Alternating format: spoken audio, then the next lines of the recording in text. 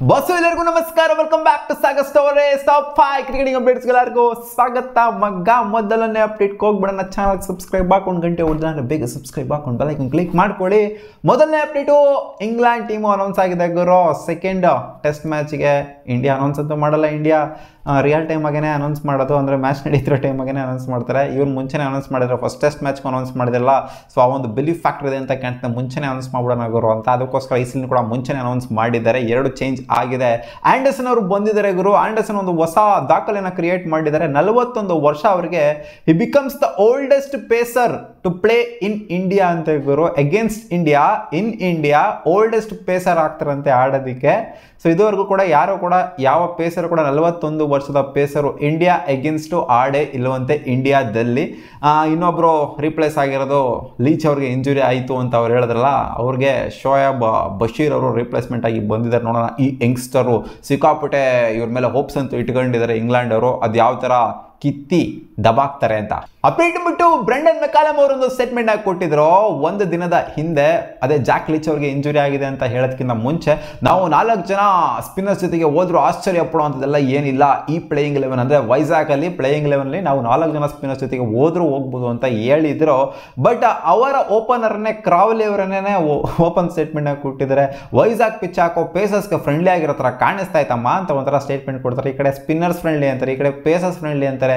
ಏನು ಅಂತಾನೆ ಅರ್ಥ ಆಗ್ತಿಲ್ಲ ಇಂಗ್ಲೆಂಡ್ ಅವ್ರದ್ದು. ಏನೋ ಒಂಥರ ಸ್ಟ್ರಾಟಜಿ ಮಾಡ್ತಾ ಇದ್ದಾರೆ, ಮಸ್ಲತ್ ಮಾಡ್ತಾ ಇದ್ದಾರೆ. ಬಟ್ ಒಬ್ಬರು ರೋಲ್ ಔಟ್ ಅಂತೂ ಆಗಿದ್ರೆ 3 ಜನ ಸ್ಪಿನ್ನರ್ಸ್ ಜೊತೆಗೇನೆ ಹೋಗ್ತಾ ಇರೋದು ಇವರು. ಕಾದ್ ನೋಡೋಣ ಏನಾಗುತ್ತೆ ಅಂತ. ಪೇಸರ್ಸಿಗೆ ಫ್ರೆಂಡ್ಲಿ ಆಗುತ್ತಾ ಅಥವಾ ಸ್ಪಿನ್ನರ್ಸಿಗೆ ಫ್ರೆಂಡ್ಲಿ ಆಗುತ್ತೆ ಅಂತ. ಮಾರ್ಕ್ವುಡ್ ಜಾಗದಲ್ಲಿ ಆಂಡರ್ಸನ್ ಬೇರೆ ತಗೊಂಡ್ಬಂದಿರೋದ್ರಿಂದ ಏನೋ ಇಲ್ಲಿ ಪೇಸ್ಗೂ ಫ್ರೆಂಡ್ಲಿ ಇರ್ಬೋದೇನೋ ಅಂತ ಅನ್ನಿಸ್ಬೇಕು ಈಚೆಗಡೆಯಿಂದ ನೋಡೋರಿಗೆ. ಕಾದ್ ನೋಡಬೇಕು. ಅಲ್ಟಿಮೇಟ್ಲಿ ಮ್ಯಾಚ್ ಇದಕ್ಕೆಲ್ಲ ಉತ್ತರ ಕೊಡುತ್ತೆ. ಅಪ್ಡೇಟ್ ನಂಬರ್ 3, ಶಮಾರ್ ಜೋಸೆಫ್ ಸಿಕ್ಕಾಪಟ್ಟೆ ಟ್ರೆಂಡ್ನ ಕ್ರಿಯೇಟ್ ಮಾಡಿದರೆ RCBಗೆ ಬರಬಹುದು, RCB ಅವ್ರನ್ನ ಪರ್ಚೇಸ್ ಮಾಡ್ಬೋದು ಅಂತ ಒಂದು ಟ್ರೆಂಡ್ ಕ್ರಿಯೇಟ್ ಆಗಿತ್ತು, ಒಂದು ರೂಮರ್ ಕ್ರಿಯೇಟ್ ಆಗಿತ್ತು. ಸೊ ಅದ್ರ ರಿಲೇಟೆಡ್ ಇನ್ನೂ ಅಪ್ಡೇಟ್ ಒಂದು ಸ್ವಲ್ಪ ಎಕ್ಸ್ಟೆನ್ಷನ್ ಕ್ರಿಯೇಟ್ ಆಗಿದೆ. ಇವಾಗ ಅವರ ಏಜೆಂಟ್ನ ರೀಚ್ ಔಟ್ ಮಾಡಬೇಕು, ಅಂದರೆ ಶಮಾರ್ ಜೋಸೆಫ್ನ ರೀಚ್ ಔಟ್ ಮಾಡಬೇಕು ಅಂತ 3 IPL ಫ್ರಾಂಚೈಸಿಗಳು ಪ್ರಯತ್ನ ಪಡ್ತಾ ಇದ್ದಾರಂತೆ ಅವರ ಕಾಂಟ್ಯಾಕ್ಟ್ನ ಪಡ್ಕೊಳ್ಳೋದಕ್ಕೆ. ಯಾಕಂದರೆ ಈ ಪರ್ಫಾರ್ಮೆನ್ಸ್ನ ಗ್ಯಾಬಾದಲ್ಲಿ ಕೊಟ್ಟಂಥ ಪರ್ಫಾರ್ಮೆನ್ಸ್ನ ನೋಡ್ಬಿಟ್ಟು ಫಿದಾ ಆಗೋಗ್ಬಿಟ್ಟಿದೆ ಅಂತ IPL ಫ್ರಾಂಚೈಸ್. ಅದು ಯಾವ ಫ್ರಾಂಚೈಸ್ ಅಂತ ಗೊತ್ತಿಲ್ಲ, ಒಟ್ಟಿನಲ್ಲಿ 3 IPL ಫ್ರಾಂಚೈಸ್ ಏನೋ ರೀಚ್ ಔಟ್ ಮಾಡಬೇಕು ಶಮಾರ್ ಜೋಸೆಫ್ಗೆ ಅಂತ. ಏನೋ ಅಂದರೆ ಅವರು ಆಡ್ತಾರೆ ಅಂತ ಅಲ್ಲ, ಆ್ಯಕ್ಚುಲಿ ಆಕ್ಷನ್ ಅವ್ರು ಬಂದ್ಬಿಟ್ಟು ಅನ್ಸೋಲ್ಡ್ ಆದಂಥ ಪ್ಲೇಯರ್ ಅವರು. ಇವಾಗ ಒಂದು ಪರ್ಫಾರ್ಮೆನ್ಸ್ ನೋಡ್ಬಿಟ್ಟು ಎಲ್ಲ ರೀಚ್ ಔಟ್ ಆಗ್ತಾ ಇದ್ದಾರೆ ಅನ್ನೋದು ಕೂಡ ನಿಜಾನೇ. ಅಂದರೆ 3 ಫ್ರಾಂಚೈಸಿ ಏನೋ ಅಪ್ರೋಚ್ ಮಾಡೋಕ್ಕೆ ರೆಡಿ ಆಗ್ತಾ ಇದ್ದಾರಂತೆ ಕಾಂಟ್ಯಾಕ್ಟ್ ಮಾಡೋದಕ್ಕೆ.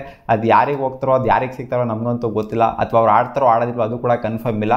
ಅಥವಾ ಸುಮ್ಮನೆ ಜಸ್ಟ್ ಬಿಲ್ಡಪ್ ಕೊಡ್ತಾ ಇದ್ದಾರೋ, ಹಂಗೆ ಹಿಂಗಾಗ್ತಿದೆ ಹಂಗಾಗ್ತಿದೆ ಅಂತ ಅದನ್ನು ಕೂಡ ಗೊತ್ತಿಲ್ಲ. ಒಟ್ಟಲ್ಲಿ ಏನೋ ರೀಚ್ ಔಟ್ ಮಾಡೋದಕ್ಕೆ ಪ್ರಯತ್ನ ಪಡ್ತಾ ಇದ್ದಾರೆ ಅಂತ. ನೋಡೋಣ ಅದು ಯಾವ ಫ್ರಾಂಚೈಸ್ಗೆ ಹೋಗ್ತಾರೆ ಶಮಾರ್ ಜೋಸೆಫ್ ಅಂತ. ಅಪ್ಡೇಟ್ ನಂಬರ್ 4, ಅನಿಲ್ ಕುಂಬ್ಳೆ ಅವರು ಒಂದು ಸ್ಟೇಟ್ಮೆಂಟ್ ಕೊಟ್ಟಿದ್ದಾರೆ ಶುಭ್ಮನ್ ಗಿಲ್ ಅವರ ಬಗ್ಗೆ.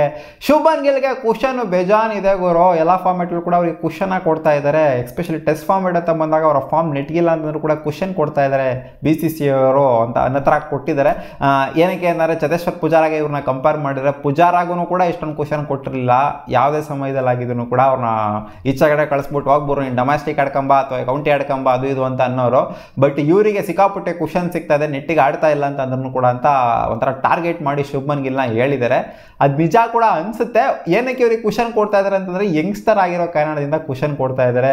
ಇವ್ರು ಏನಾದ್ರು ಚತೇಶ್ವರ್ ಪೂಜಾ ಅವರ ರೇಂಜಿಗೆ ಏಜ್ ಆಗಿತ್ತು ಅಂತ ಅಂದಿದ್ದಾರೆ, ಇವ್ರಿಗೂ ಕೂಡ ಆ ಮಟ್ಟಿಗೆ ಕ್ವಶನ್ ಅಂತೂ 100% ಸಿಗ್ತಾ ಇರಲಿಲ್ಲ. ಅಪ್ಡೇಟ್ ನಂಬರ್ 5, ಸ್ವತಃ ಇಂಗ್ಲೆಂಡ್ನ ಮಾಜಿ ಪ್ಲೇಯರ್ನ ಒಪ್ಕೊಂಡಿದ್ರು ಮೈಕಲ್ ವ್ಯಾಗನ್ ಅವರು. ವಿರಾಟ್ ಕೊಹ್ಲಿ ಅವರ ಕ್ಯಾಪ್ಟನ್ಸಿನ ಸಿಕ್ಕಾಪಟ್ಟೆ ಇಂಡಿಯಾ ಮಿಸ್ ಮಾಡಿದೆ. ಎಸ್ಪೆಷಲಿ ಟೆಸ್ಟ್ ಫಾರ್ಮೆಟಲ್ಲಿ ನಮಗೆ ವೈಟ್ ಬಾಲ್ ಫಾರ್ಮೆಟ್ ಗೊತ್ತಿಲ್ಲ ಗುರು, ರೆಡ್ ಬಾಲ್ ಫಾರ್ಮೆಟ್ಲಂತೂ ಪಕ್ಕ 100% ಮಿಸ್ ಮಾಡ್ತಾ ಇದೆ ಅಂತಲೇ ಒಂದು ಸ್ಟೇಟ್ಮೆಂಟ್ ಕೊಟ್ಟಿದ್ದಾರೆ. ಇಲ್ಲಿ ಮಾಜಿ ಇಂಗ್ಲೆಂಡ್ನ ಕ್ಯಾಪ್ಟನ್ನೇ ಹೇಳ್ತಾರೆ ವಿರಾಟ್ ಕೊಹ್ಲಿ ಇದ್ರೆ ಇಲ್ಲಿ 100% ಇಲ್ಲಿ ಇಂಗ್ಲೆಂಡ್ ಬಂದ್ಬಿಟ್ಟು ಬೇರೆಯವ್ರಿಗೂ ಕೂಡ ಮೊದಲನೇ ಮ್ಯಾಚಲ್ಲಿ ಆಗ್ತಾ ಇರಲಿಲ್ಲ. ಆ ಥರ ಏನಾರು ಒಂದು ಮಾಡಿರೋರು ಅಂತ ಹೇಳಿದ್ದಾರೆ.